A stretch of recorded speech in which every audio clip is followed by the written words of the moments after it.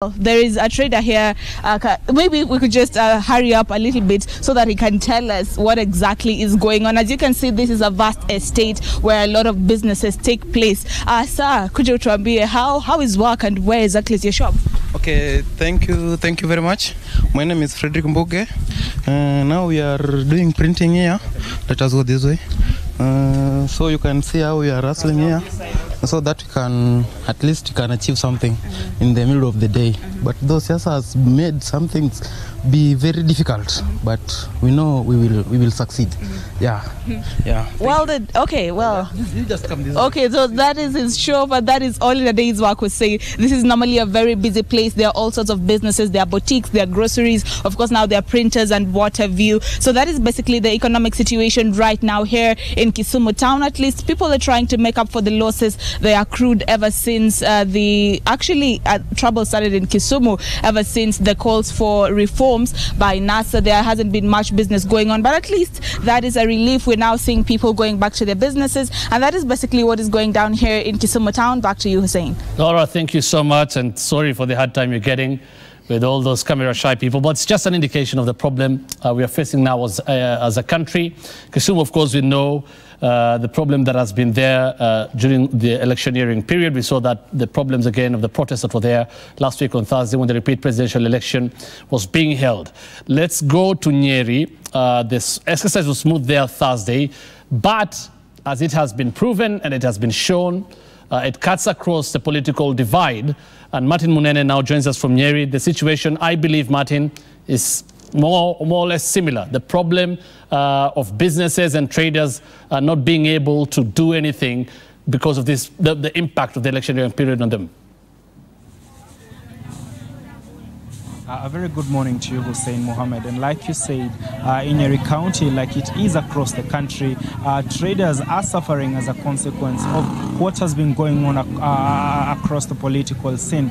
But I must say that relatively Nyeri has been peaceful, and therefore traders at least have been able to go back to work. Where I'm standing right now is at the center of the town, Nyeri town, at Whispers Market, where I'm going to be talking to some of the traders and just help us understand what it is like for them now that the elections are over, and maybe just give us a glimpse into their lives, and maybe help us understand if business is back to normal as it was. And we've been talking to several of them, and they're saying that business has not yet recovered. And let us just have a feel from some of these traders. Labda utueleze mama, unaitwa nani na utueleze biashara iko namna gani kabla ya uchaguzi na sasa tumefanya uchaguzi, biashara inaendelea vipi? Kwa majina naitwa Miss Josephine Kiriko Kateri, muuzaji wa soko ya Open Air Market, na kuanzia uchaguzi uanze biashara imerudi chini kabisa na kiwango ya chini sana. Na labda sasa uchaguzi umeisha, biashara imebadilika ama hali iko vile vile? Hali iko vile vile. Hali haijabadilika. Hali iko hata tena zaidi sana chini. All right, one trader there, Hussein, expressing her statement and saying that a business is bad, it was bad and still remains bad. Let us maybe talk to another and let us hear maybe if her situation is different or maybe the same. Habari mama. Labda utueleze unaitwa nani na biashara iko namna gani na unaendelea na kazi? Mimi naitwa Jane Wajiro ama Mama Elijah. Mimi mkaaji wa Open Air Market Nyeri. Biashara kwanza wakati wa uchaguzi ile ya mbele biashara haijakuwa mzuri, lakini hatukuagi na shida ya kukaa kwa biashara zetu sababu hakuna shida, lakini makasama ndio wamekosa pesa ya kununua. Tunakaa hata kama masaa 3 bila kuongea na customer. Sasa biashara imeenda chini. Labda tunatarajia mambo itakuwa mazuri kama wiki mbili itakuja. All right, Hussein, those are the sentiments of yet another trader still feeling that things are not good for them. And like she's saying, they stay for hours in a busy market. Like I said, this is at the heart of Nyeri town, and they stay for hours without talking to a customer, which is not the case normally. And now she feels that the problem has been customers come and they feel like they do not have money. And maybe we just talk to maybe one more trader and understand, Hussein, if the situation cuts across all the people who are doing business. Labda utueleze madam, unaitwa nani na labda utueleze kama biashara yako inaendelea vipi kutoka kabla ya uchaguzi na sasa wakati ambapo tumefanya uchaguzi. Naitwa Mama Rachel ama Rose. Mimi ni mfanyi biashara wa Nyeri, Whispers, wa soko. Na biashara ni kama imeenda chini. Hapo kwanza huu mwaka biashara imezorota. Haiendi vizuri. Tukilinganisha na hapo beleni. Na wakati ambapo uchaguzi umefanywa, biashara imerudi ama bado imebaki chini? Inarudi juu kiasi. Kidogo tu inainuka. Alright. Hussein, that is how things are in Nyeri County, and like you said, it's across the country, irrespective of the political persuasions of individuals. All people are suffering, small traders are suffering, saying that people have not been able to come and transact because they've not been having, traders are not having money. And maybe just one gentleman, because we've talked to a lot of ladies. Labda utueleze kaka, unaitwa nani na biashara iko namna gani? Naitwa Kariuki Gatifa, nafanyia biashara hapa Nyeri na biashara si mzuri. Tumeathirika sana kwa sababu ya hii siasa. Tungeomba siasa sikome na tuendelee na biashara ndio maisha iendelee. All right, just straight to the point, he says he would love to see this whole politicking come to an end so that they can be able to go back to their lives and hopefully their businesses will improve and become better so that they can be able to vent for their lives. But I can say that Nyeri residents feel at least optimistic because there is relative peace in this county and they're able to open their businesses apart from the fact that besides the fact that people are not coming to buy. But at least they say they appreciate the fact that there is peace in this region. Back to you in studio, Hussein. Thank you so much, Martin Munene, reporting to us from Nyeri County. Situation. The problem is the same. Finally, very briefly, let's cross over to John Wanyama in Eldoret. Wanyama is with traders from the Jua Kali sector. Wanyama.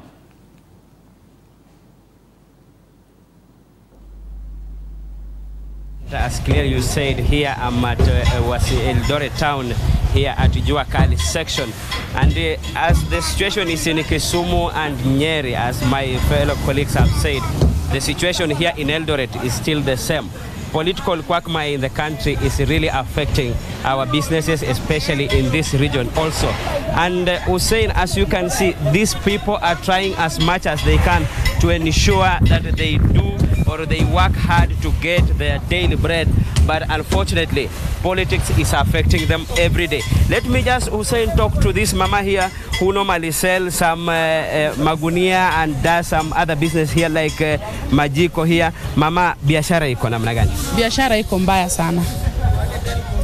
Wakati maneno ya siasa ilianza, biashara ikaanza kurudi chini. Pengine unauza vile ulikuwa unauza zamani, hebu tueleze tu. Hapana, vile tunauza saizi hatuuzi vile tulikuwa tunauza zamani kwa sababu biashara imeathirika. Sisi huwa tunategemea wakulima wafanye biashara. Na sasa wakulima vile bei ya mahindi mila wanunuange kwa bei mzuri, kila kitu ilirudi chini. Hata sisi sasa hapa kwa magunia atufanye kazi. Tunahangaika tu kusema ukweli. Ofu nilikuwa naomba serikali yetu. Nataka nimwambie president wetu Uhuru Kenyatta na former prime minister Raila Odinga, please, hapa chini sisi ndio tunaumia.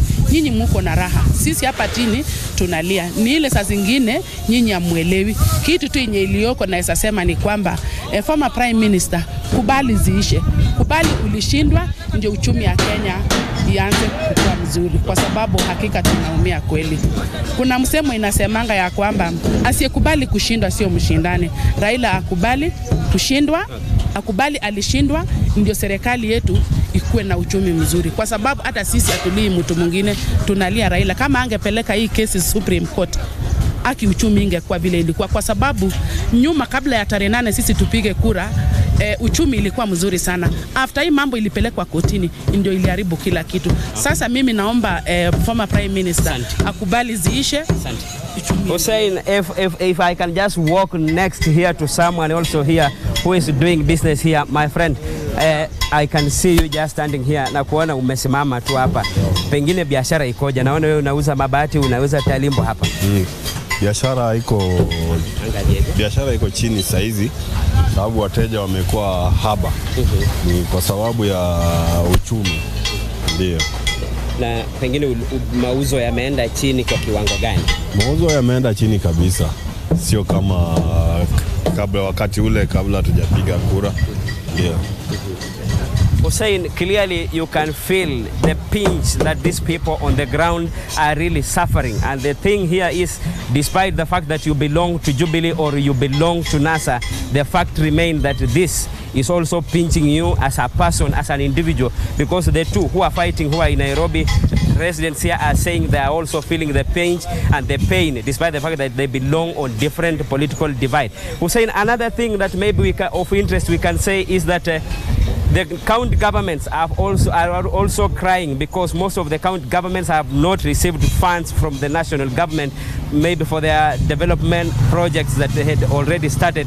Now those projects are not moving on. The suppliers are not supplying the counties with whatever they're supposed to supply, and the counties have now been forced to go to whatever little small money they are collecting from the ground to salvage and pay the salary for their workers so that at least the county government can keep on moving. And this one also, it's not really leaving only the poor outside Hussein, but also even the rich, those who are employed, are also feeling the pinch of this political turmoil that is in the country. Hussein. Thank you so much, John Wanyama, talking to us from Eldoret in Uasin Gishu County. We'll listen shortly to what KEPSA said, I think 2 weeks ago, and the problem this has had on our economy. But our guest tonight, this morning, Anzetse Were is an economic expert, and Harun Mashira, and Maurice Oduor is an investment manager at Cyton. Thank you so much again for making time for us this morning. You've seen what is happening. I'm sure this is not the only time you got to know what's happening through what our reporters are reporting from the regions. But how bad would you say the situation is? I'll start with you, Harun. Actually, I would say the situation is bad because there is no sector that is not affected by the lack of circulation of money. I think the real problem that we should be looking at is why is it that so many of our people are so dependent and caught up with politicians to the extent that they cannot actually tell the politicians, you stop this game. They look up to them, they do what the politicians tell them, because even when the economy is not the way it is, it's structured in a way where most people are not making money at that level we are talking about. In those small markets, they make about maybe 500 shillings in a day, and so they never acquire enough money, accumulate enough money to say they are economically independent. And that's why they look up to these politicians. If we had a structure, which I hope we can discuss today, that can enable our people to effectively be in charge of their own economic affairs, they would be the ones telling the politicians, you stop this nonsense, let's go on. But this is, of course, still a large percentage of this country, isn't it? It's a very, very big percentage. I think there are several things going on. I think one of the biggest problems we're having is the compounding variables or the different factors that are affecting the economic situation in Kenya. And I think people are now saying that the election has caused all of it, which is not exactly the truth. I mean, if you begin with the beginning of the year where we had a massive drought, so we're in a situation where getting food is very difficult, where inflation has been in double-digit figures for better parts of the year. So people, even those supplies that they're getting, the mamambogas, the juakali, all of those things have increased in price because of inflation and because of the drought. So already they were feeling the pinch. Now at least the inflation has gone down to 5%, but for most of the year it was in double-digit figures. So that's one thing. I think the other thing people are feeling is the interest rate cap and that banks are not lending, particularly to small traders. If you look at the applications that are being submitted to banks, 2 out of 3 applications are being rejected. Okay? So this money that Kenyans used to draw on in times like this, where they would go to the bank, get a small loan of 100,000 or a small loan of 70,000, all of those loans are not coming through. Yeah, so you're having a situation where suppliers can't buy; they're not getting the money that they want, and also have a situation where people are having to be laid off because the businesses are not able to function the way that they should be functioning. So I think if you look at the different things that are going on in the country, elections has been one of the factors, you know. And I think if you look at the specific effect of the elections, it has been just a climate of uncertainty and a climate of withdrawal of investor intention. I mean, broadly, a lot of people probably won't invest probably till early next year. So I think there are different variables, and we can't say everything is because of elections, but there have been difficult times. How, and you can also weigh in on this, but when you say they have different variables, I mean, that's a fact. It's very true. But do you think the political leadership would have taken care of these problems, for example, drought, how to mitigate them, that problem, the problem of interest rate caps, and people will be talking about it? Would they have paid more attention to it this year? But they're not doing that because of the electioneering. Is that I mean, I think one of the biggest problems we're having, particularly in our fiscal policy and in our fiscal space, around budget making at county and national level, is that they're not really thinking about it. And if you look at the implications of that, one of the reasons funds are not being released, etc., etc., etc., is because of this political tension and sort of the delays. People are delaying decisions. Okay, so there is definitely a time when there's political uncertainty. You can't take decisive action in a policy space. You have to wait for things to settle down politically and then make those decisions. If 2017 has been a difficult year, especially when politics just came in to already again disrupt already complicated issue. Because coming from here, we come from beginning of the year, drought, food shortage, we saw us importing maize, so as to ensure that at least things could move on. We are now in an environment where if you look at how the year has been, especially between April, May and June, has been relatively stable if you compare with post-June going forward. And in that stable environment, economy only grew by 4.7%. So you wonder now between July, August, September, where will the growth come into? And again, now you are now towards the tail end of the year. You are now in November. Again, we wonder now the second half of the year, where will GDP come? Possibly it will come below 4.7% recorded in Q2. That confirms the complexity of the thing that you are dealing with. We are talking about, we see politics now, when the things the way it happened in different segments have even been reported. We saw disruption of business, and most of these are small and medium enterprises that they are mainly the backbone of the Kenyan economy. So environment that we are in was already complex environment that again complicated further by politics, and we are likely to see the impact of this also weighing into the beginning of next year. How bad do you think it's going to get? Especially what you're saying, most investors are, adopting a wait-and-see attitude. Many people who want to make decisions will delay it. And right now we're in a situation where still the political stalemate, nothing has been sorted. So how bad do you think it's going to get? May I pull it back a little bit and just explain the structure of our economy and why it is so vulnerable to what we are seeing. 80% of the people that we say live in the rural areas, in an analysis that we have looked at before and we have analyzed, do not make any money, literally. They actually, when they keep a cow, they lose money. When they grow tea, they lose money. And you have just seen something about Chemelil being bailed out right now because it has been losing money. We have an economy where 80% of the people that we call the backbone of the economy are actually doing loss-making activities. And if we want the situation not to get worse as it is getting, we have to tackle the fundamental causes of that loss making. Because if we do not structure the dairy sector in such a way that it makes a profit for the small scale farmer, that farmer would constantly depend on other people to bail him out. And so every time there is a little bit of uncertainty, it becomes a very, very big problem. And so we will see this going on for some time, not just because of the election, but right now primarily because there is no circulation as a result of the economy effectively coming to a standstill. But the problem of the country will go worse. Coffee production goes down every year. We are producing less and less coffee. If you look at most of the activities that the farmers are doing, they have to be bailed out by the government every so often. And I think I would like to just mention one thing, that it is the way we do things that are not structured. All those markets that you have been, I think, interviewing, we have people interviewing, people in those traders, markets, the traders are working in a very unstructured environment. If I were to take the Jua Kali sector, none of those guys have a place where they can go and have their equipment bent professionally so that they can produce something that can compete with the Chinese.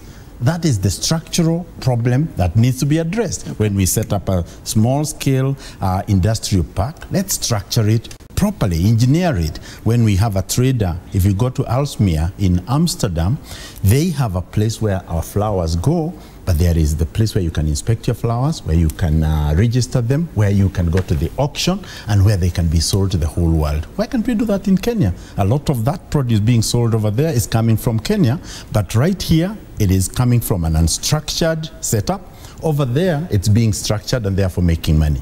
So I think what we really need to do is to look at how we engineer our economic generating activities. And at the moment, I can tell you, all of them, almost everything we do is Jua Kali organized. It cannot compete, it's not profitable, and for that reason, it's always subject to a lot of trouble.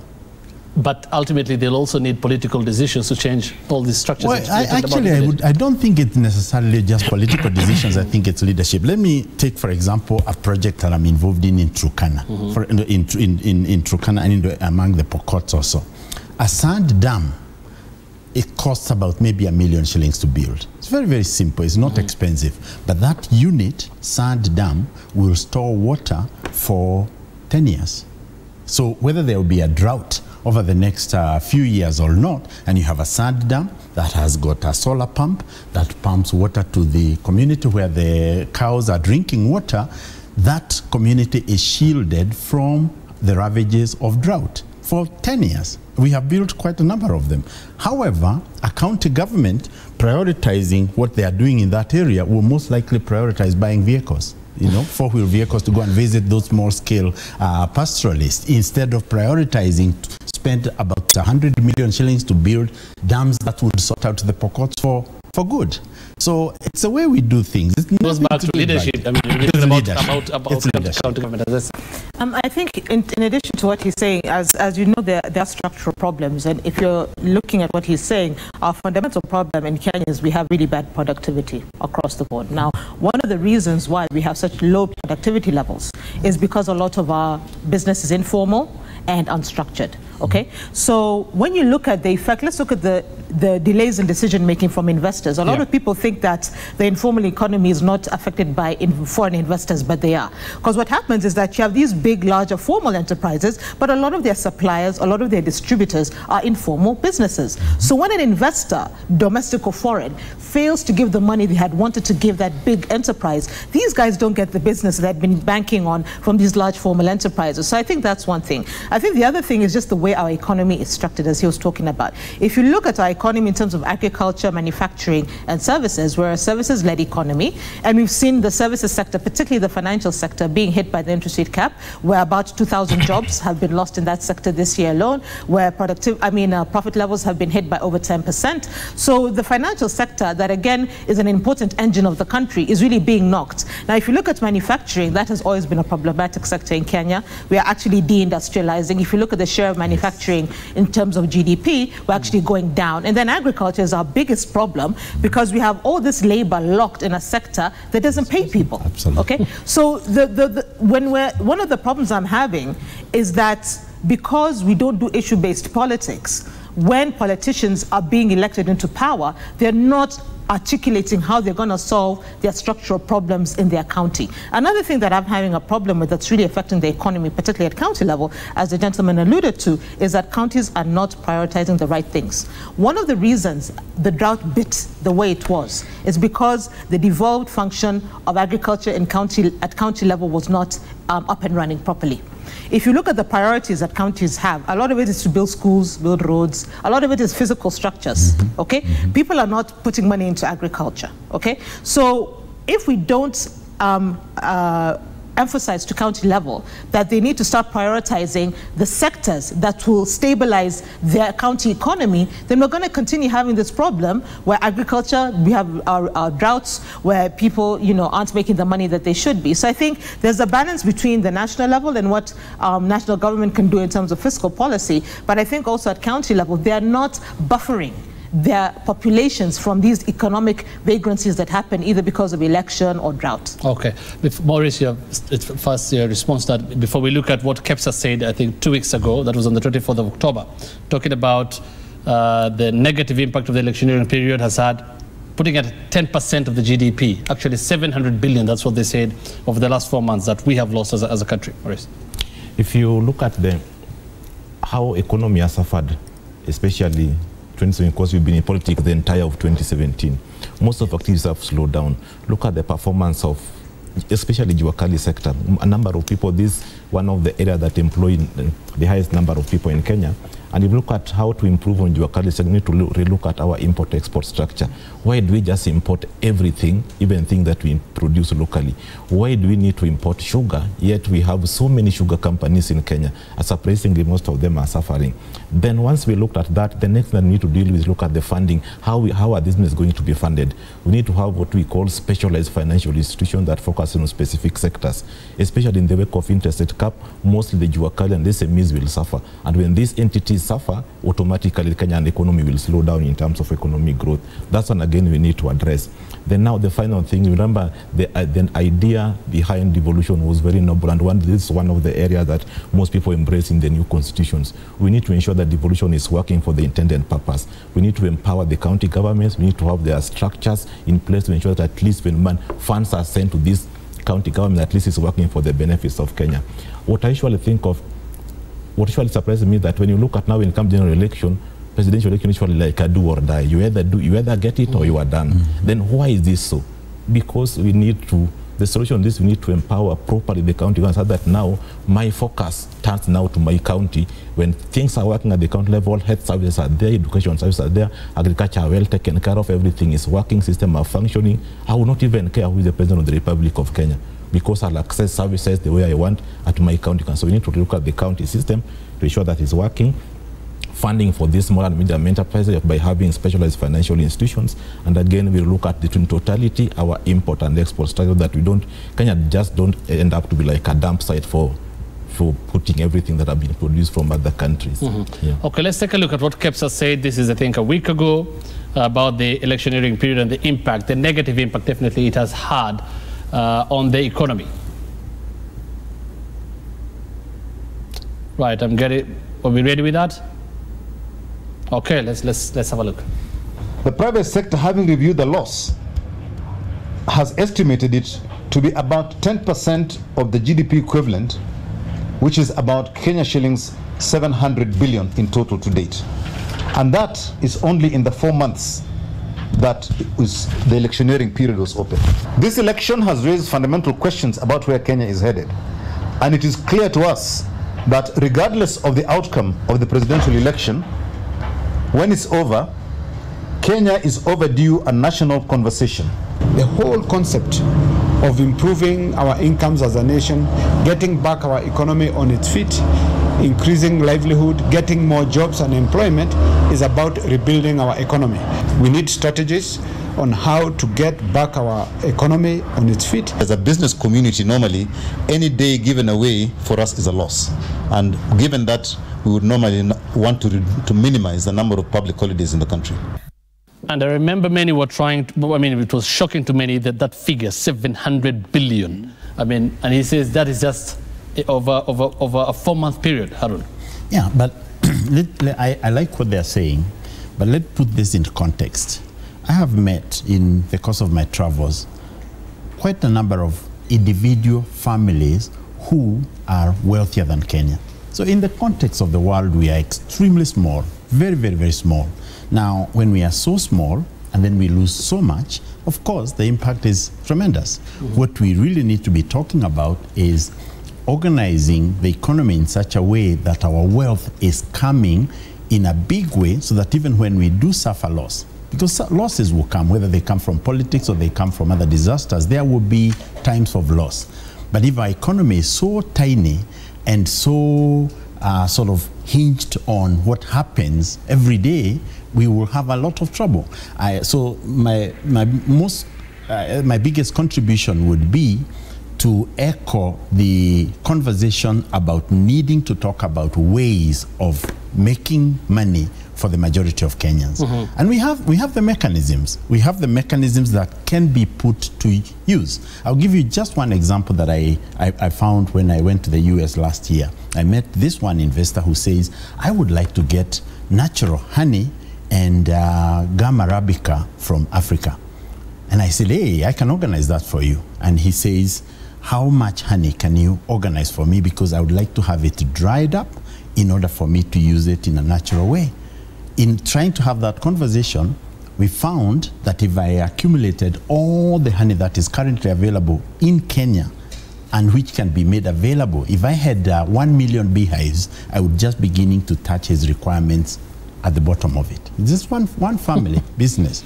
So if we had a conversation in Kenya about let's work with investors to establish a honey drying facility and put in all our forests beehives that can generate that honey and tap gum arabica from all the acacias in northeastern Kenya, all of a sudden we've made that entire area wealthy and at the same time created a source of income that is probably bigger than coffee. So it is the how of doing things that we really need to focus on so that we can create large enough jobs that employ people sustainably. Hussein, before I give up, let me just say just one more thing. When I work with farmers, when I work with a farmers group, you find that on a quarter of an acre piece of land, that farmer is trying to grow about 10 different crops because he doesn't know what will work and what will not work. However, when we work with a farmer and provide him with seeds and at the same time with agricultural support and at the same time with a market and at the same time with a processing facility that manages to export that product to somewhere, then you can mobilize 200 farmers, 300 farmers, 10,000 farmers. It doesn't matter because you have a process and a mechanism for doing it. But in general, instead of the country doing that, we say we will give all the farmers fertilizer, subsidized fertilizer, which will be made available, then they overproduce something, and then the price crashes. And they all suffer. So it's the how of doing things. We need to process engineer our farming, process engineer our Juakali operations, process engineer the way we do business in order for business to make sense and grow wealth for the majority. And when KEPSA was saying this, they actually said we need to have a national dialogue after this. Does it have to be that every time we have a political, I mean, there are different variables you've talked about, but does it have to be that every time we have a political problem, our economy suffers? What happens in other countries? What happens? Well, let me look at what happens in Kenya. Typically, 7 out of the last 10 general elections have been associated with lower economic growth.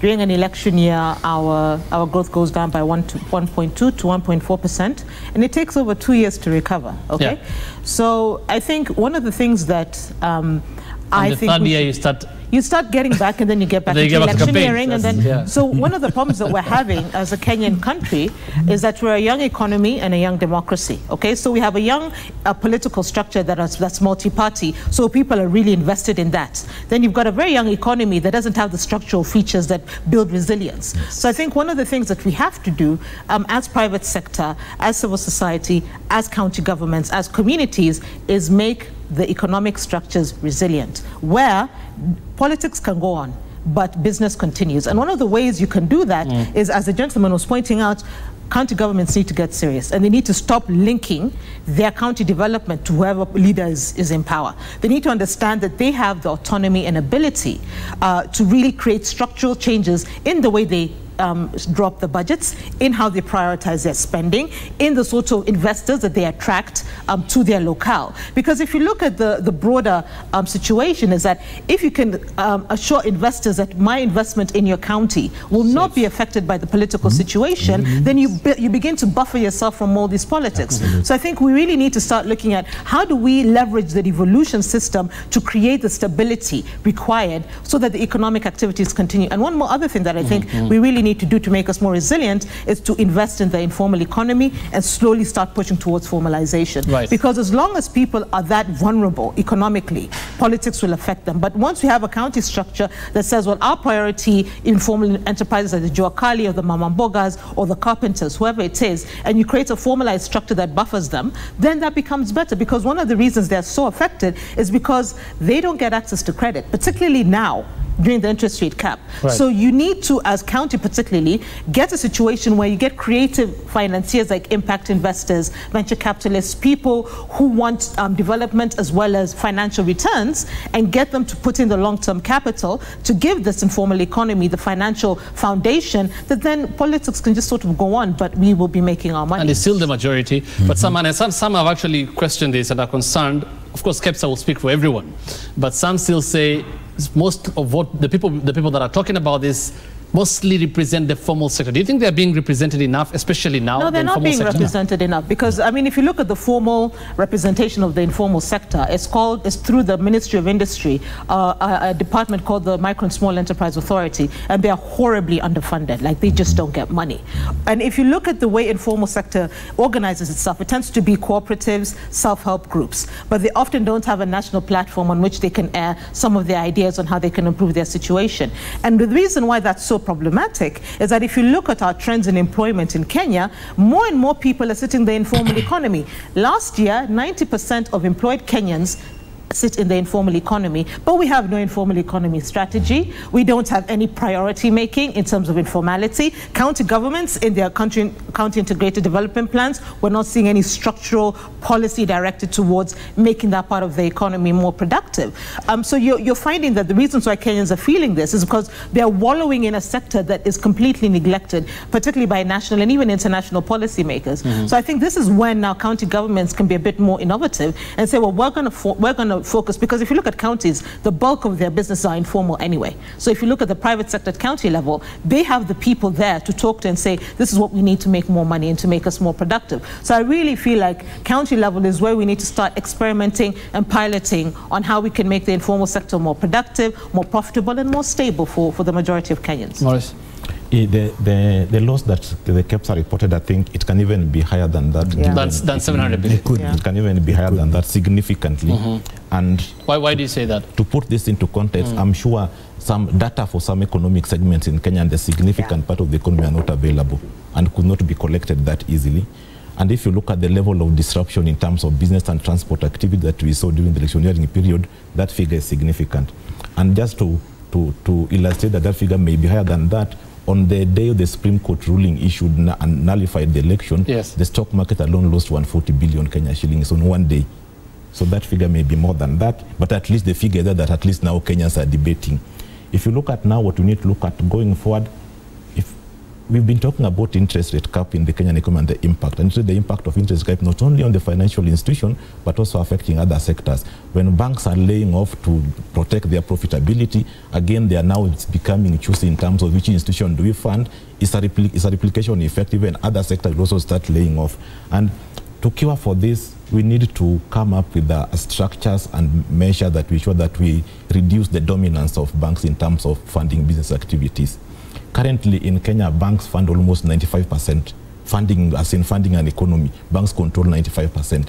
You look at the developed markets, banks control like about 40%. So we need to ensure that there are structures in place. We need to work on reforms even within the capital market structure to ensure that we reduce that dominance of banks in terms of funding business activities. And now the main thing that we need to deal with is job creation. Because if you look at a number of youth that were running away throwing stones, they are idle. And we need to ensure that they have something that they're engaging in, that again will even in terms of empower market further in terms of creating ready market for our locally produced goods and services. Okay, thank you so much. Before you lock up that, can I say only two things about, first of all, on interests.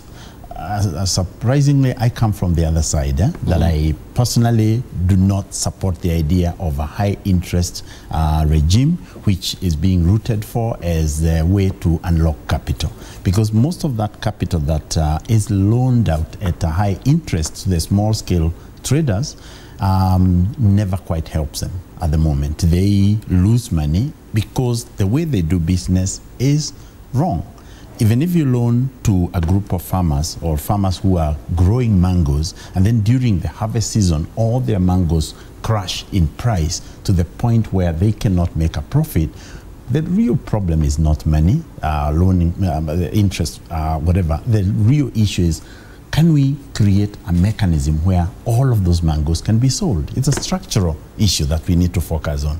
And I think those issues are more important than the cost of money. And as Morris is saying, we also need to have other sources, and they are available, by the way. There are very many people who are willing to loan money to the economy, to specific organizations, but they don't have a mechanism for doing it in a safe way. So the second point that I would like to just mention around counties, I've tried to engage with counties, but they are at a loss, because when you talk with a county about, for example, creating jobs in their own area, how can they go about working with, for example, social investors to create jobs? The best they can do is just probably to build for you a structure. You know, so I think the reform that we need is the mechanism through which government and counties and other organizations can engage with our people in order to create sustainable incomes. At the moment, I don't believe that they have that option, even if they wanted, because, for example, they cannot subsidize a business. They cannot come and run a business themselves. Some have tried and failed. I think we have seen situations where governors tried to even buy cows, and then they found that the cows cannot be taken care of. The conversation we need to have is, how do we structure mechanisms at the community level that make it possible for people to generate income sustainably? If that conversation is held and the right people get put around a table and we create those structures, the situation in Kenya is not very complex. Okay, thank you so much. Harun, unless you have I think just one thing that I want to say is that when you look at, particularly at county level, and sort of the capacity constraints that are going on there, I think we are beginning to see a shift where we're getting brain gain in county. You know, before nobody wanted to be in the rural areas, everybody wanted to be in Nairobi. But I think now the devolution is going on and people are beginning to see that you can be fairly well compensated, that you can have quite a bit of autonomy in the decisions that you make at county level. I think as devolution continues, you now begin to build the capacity that he's talking about, where a county team can actually sit down and structure how to create an investment environment that is actually conducive. I think something else that we need to talk about, which I think is relevant, is the ease of doing business results that were released yesterday, and sort of the implications that are going on there. I think in terms of the ease of doing business, we've improved, 12 places, etc. The last time we were at around 80 was during 2008 when we were at 84. So everybody is saying, oh, this is great. I think one of the things counties can do, and particularly led by national government, is look at the investment climate at a county level, because this figure gives you a national figure in terms of Kenya compared to other countries. Now that is useful for foreign investors in terms of informing their investment decisions. But when you look at the actual process of doing business in Kenya, there are a lot of variables that are not captured in that ease of doing business. And I think one of the things that we can do in terms of creating positive peer pressure is to really start looking at investment climate at a county level, and we start ranking counties and say, in terms of Kenya, if you want to run a business well, this is the best county to invest, whether you're a domestic investor, whether you're a foreign investor. I think we need to leverage devolution to create positive peer pressure so that county governments can't just sit there and misspend money for 5 years and nobody holds them accountable, and they continue to do that year after year after year. So we need to start getting creative around how do we say this is the least corrupt county, or this is the best business environment, or this is the county where investors are treated the best. Really start creating structures so that we create a momentum where counties are working hard to be in that #1 position. Because right now there's no pressure. You can just do what you want, eat your money. Nobody will hold you accountable. If you look at the budget making and the fiscal policy stuff that's going on at county level, where they are even not complying with the public financial management, they are not. Yet there are no consequences. So we need to start as technocrats, as the public, create mechanisms where we start demanding results, because clearly the current structure, counties can do what they want, and as long as they build a school here or put a road there, people are happy. So I think those are some of the things we need to consider. And belong to the right party in that region. That's right, exactly. Your final remarks, Maurice. I think what you need to do, the county government need to accept their position in the constitution. County governments were never meant to be expenditure units. They are development units. They're supposed to develop economic activities to the grassroots. Because if you look at we are very blessed in look at Kenya as an economy. Because if you look at, there are so many positive things you can talk about Kenya. Right now, inflation is coming down to about 5.7%. Despite all this noise, shilling has only weakened by 2%. We are looking at economic growth, even if you are talking that things are tough, but we are looking at the recovery that is likely to come in. So what we need to do is now to put all these policies together to make sure that things are working for sustainability, and also for long-term job creation remains key. Okay. That is Maurice Odur, who's an investment manager with Saiton. Thank you so much for your time this morning. As I said, we're also an economic expert, and Harun Mashira, economic expert. Thank you all for making time for us. Thank you. This morning, of course, wise words, and we hope they'll be taken into account. So it's not the only problem, the political stalemate we are facing right now. It's just a variable, according to them, of the problems that we are facing now in the economy, although it's a key one. So how do we get solutions? After the break, we talk about that with NASA and Jubilee MP, and we also talk to political analysts on what is the way forward for Kenya in this political stalemate. Stay tuned.